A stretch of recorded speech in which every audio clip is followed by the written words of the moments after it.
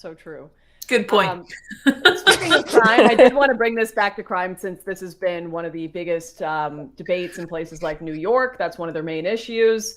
Definitely places like Los Angeles, where you're having even lefty celebrities say, you know what, the Democrats have been a disaster. The Young Turks are saying it. Anna Kasparian just did a huge article on how crime is out of control and we need to stop gaslighting people on the issues with crime that are being pushed by the Democrats. A lot of these issues, anyways, even leftists are attributing it to Democrat policies. Stephen, how much do you think crime is going to be a voting issue this election?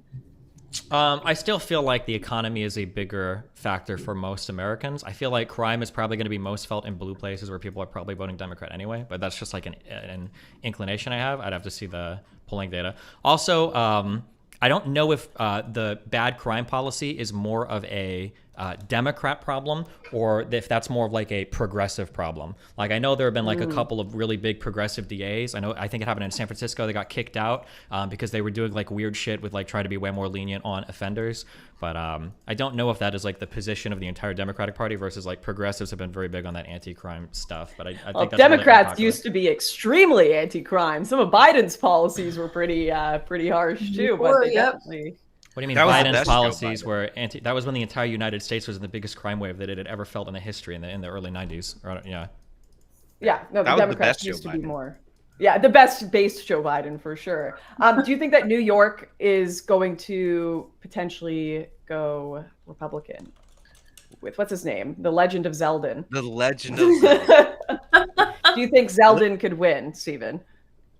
I'm gonna go with I'm gonna go with a absolutely no on that one. The guy's down like 8 points in the polls, but hey, who knows? I'm gonna go with a yes. I bet money on Zeldin. If he wins, I'll make that's gonna be a big payday. Yeah. If he loses, I'll lose $600. Who can beat those odds? And yeah, no, he has a chance because if you look at New York City voter turnout, it's pretty low in comparison to last go around.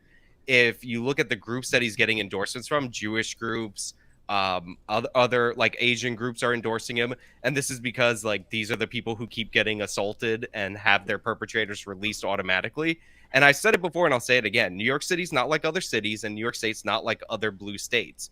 Unlike those cities, you can't go to the burbs. You have to take the subway with these people. You have to walk the streets with these people. There's a reason they elected Giuliani twice and then Bloomberg twice. And that's in New York City, the most liberal part of it. So Zeldin definitely does have a chance, and hopefully I win some money and get a good governor. There you go. Good luck.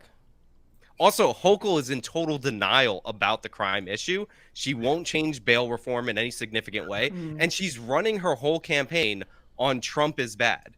Like that's all she says. Go watch her interviews or anything like that. She'll be like, "Oh, I'm running for democracy." They ask her about crime. She's like, Lee Zeldin likes Trump. I don't know if you know that.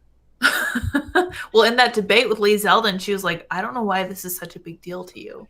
And I was like, this is a big deal to New Yorkers and people who live in New York City. So I feel like this is probably something you should address, but she's not changed her tune at all. So I'm curious what happens there.